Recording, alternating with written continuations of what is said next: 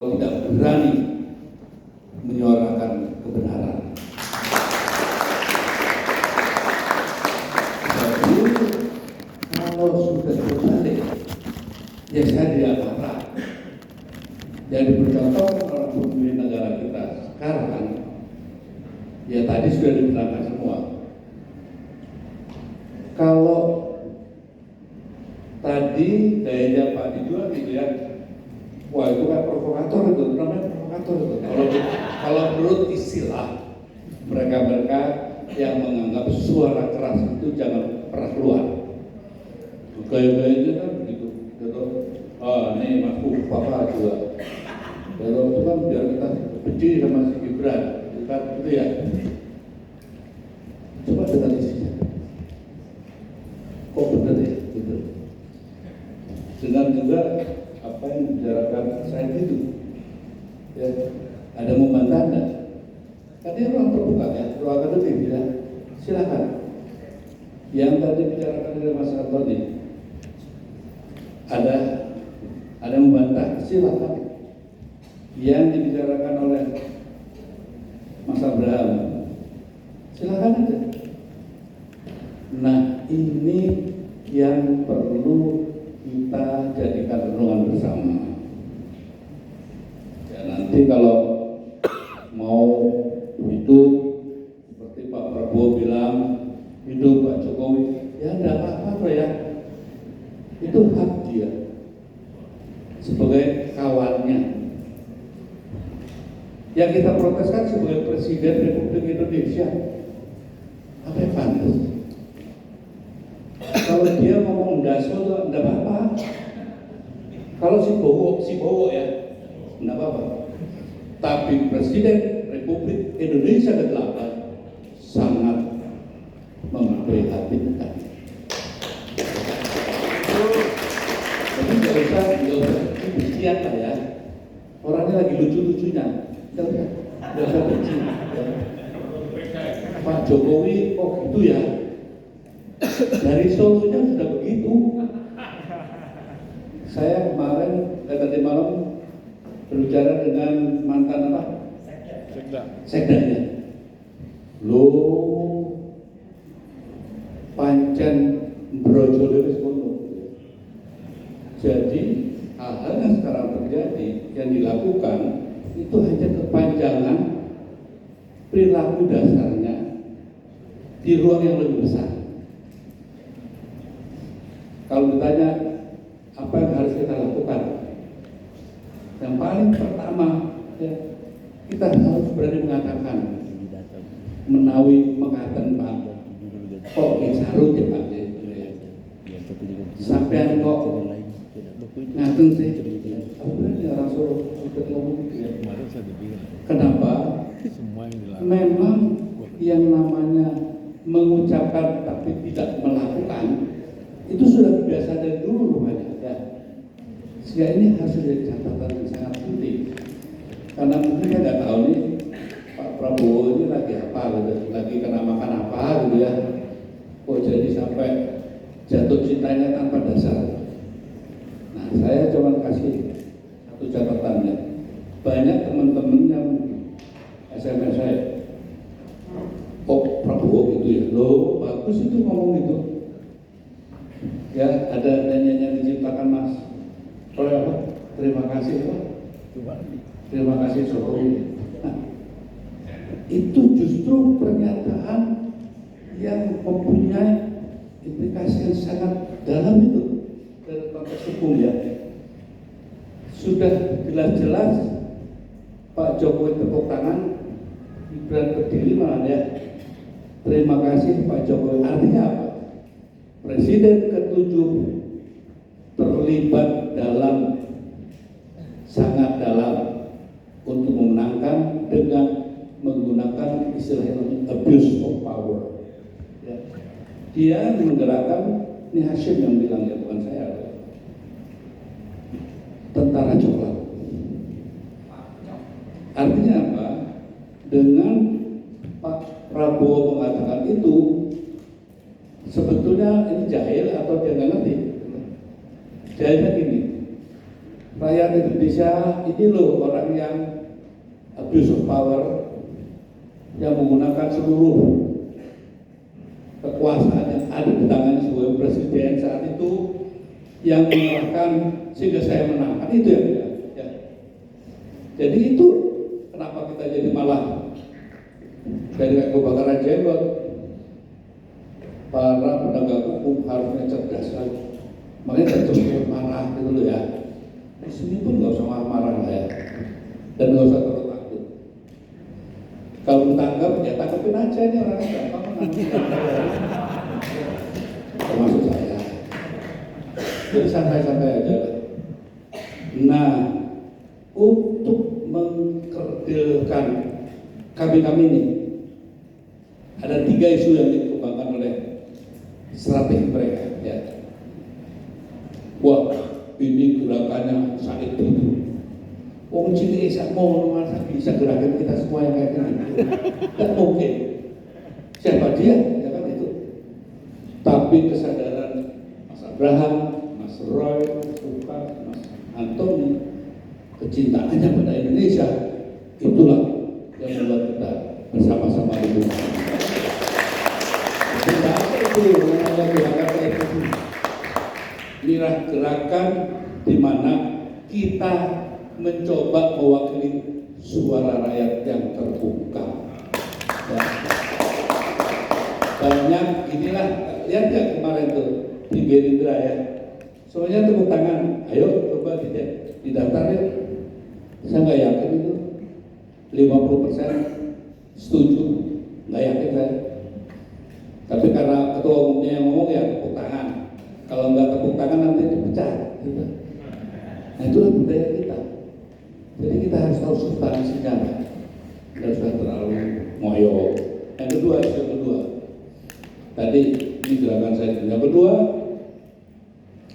ini gerakan orang-orang yang sakit hati. Gitu ya. Nggak kebagian apa nggak pernah minta. Terus yang paling menarik apa? Sudah dibilang ini gerakan orang tertentu, tambah lagi ini gerakan yang menggunakan rakyat untuk gerakan rasialis. Ini orang-orang yang nggak suka Cina kaya. Mas Antoni itu lahirnya juga dari pacarnya Amoy juga. Ibunya juga Cip-Cip. Jadi jangan cepat terpengaruh. Nah yang lebih ngeri lagi, ini gerakan kaum kanan, sangat kanan, gitu ya, yang ingin membangkitkan khilafah lagi. Ya, nah maksudnya itu menjadi siap. Didikan dengan Allah Akbar. Itu memang dari kecil kan gitu ya Pak ya. Anak PI dulunya. Saya anak geser nih, ya merdeka. Gitu. Jadi ada masalah itu. Dibuat sedemikian rupa seolah-olah ada gerakan yang mendungangi kami yang bodoh ini katanya. Ada tuh kan yang Habib lagi, wah pangkatnya Habib gitu. Wah, kalau ngomong tuh kayak oh gitu, kayak katanya Nabi Muhammad aja dia. Ya. Bilang bahwa kita ini tidak bersyukur bahwa Aguan sudah memberikan kekayaannya untuk membangun negeri ini. Ini mangano bocah ini. Jadi ada juga seorang ulama besar, kiai yang begitu menyudutkan kita seolah-olah orang tidak pernah berterima kasih karena sudah seorang malaikat yang bernama Aguan itu memberikan segalanya. Jadi Quran yang mana sih dia beri? Jangan-jangan malah cetakan packing gitu. Bingung saya. Nah hal-hal semacam ini yang perlu adik-adik pelajari. Nggak usah dengan kebencian. Yang dikatakan tadi, kalau pelajari, betul nggak sih? Betul enggak? Hari ini kalau saya itu kembali menjadi diri kalian, orang Indonesia yang tidak munafik. Itu aja. Kan tanya solusinya, ya. Untuk pertama kali aja dulu, nggak usah banyak-banyak.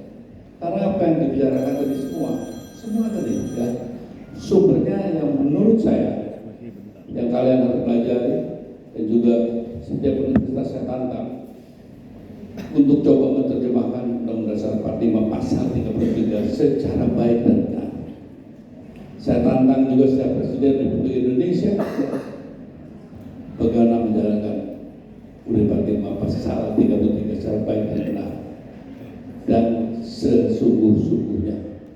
Ini semua terjadi karena setiap presiden kita dari Pak Harto dan seterusnya tidak menjalankan amanat itu dengan baik dan benar. Jadi apa yang tadi dibicarakan sepanjang lebar itu derivasinya. Jadi menurut saya kalau mau bicara secara akademis, Pak, akademis itu coba didefinisikan dulu lah yang kayak apa sih itu. Berbahasa yang nggak dimengerti, itukah yang dibutuhkan akademis itu. Yang berpanjang-panjang secara teori, yang akhirnya hanya dikonsumsi oleh para ilmuwan atau setiap perguruan tinggi itu diadakan dan berada di Republik ini untuk mencerdaskan rakyatnya atau membuat para dosennya berwibawa. Ini satu pilihan yang harus dipilih oleh setiap universitas. Kenapa saya ngomong begini agak ngelantur, ya biarin aja, karena semuanya serba ngelantur di Indonesia ini. Jadi untuk kembali ke jalan yang baik dan benar, Mas Lukas, saya nggak bisa berbuat banyak membicarakan apa, memberikan fatwa-fatwa gitu, tapi yang tadi persembahkan oleh teman-teman adalah fakta objektif, ingat itu ya.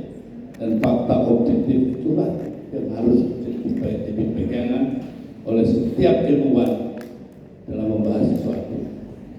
Bukan subjektivitas, gayanya saja. Masa yang ditiru itu gayanya. Dia itu Jowo, kecil akar itu gayanya dia. Jadi maksud saya, stoplah untuk percaya bahwa ini gerakan saya itu semata, bahwa ini adalah gerakan nasionalis, bahwa ini gerakan yang akan menghidupkan negeri khilafah. Saudi Arabia sudah maju, ya, meninggalkan hal yang dianggap menjadi beban peradaban ke depan. Masa kita mau mundur ke belakang, sangat tidak masuk akal. Oleh karenanya, saya minta juga, saya juga sulit. Di sini biasanya saya kan kalau di Rasul, saya dikenal pasti, walaupun saya pakai topi begini, tapi malah saya tapi ada bantengnya dia. Pasti ada bantengnya. Nah sekarang bantengnya aja banyak yang jadi cekak, ya. Banyak yang jadi kebo juga. Hanya sedikit ya. Sesungguhnya sama halnya juga Pak Lukas, guru itu kalau di Jawa saya bilang orang Jawa juga di kuburan itu, apalagi guru bangsa.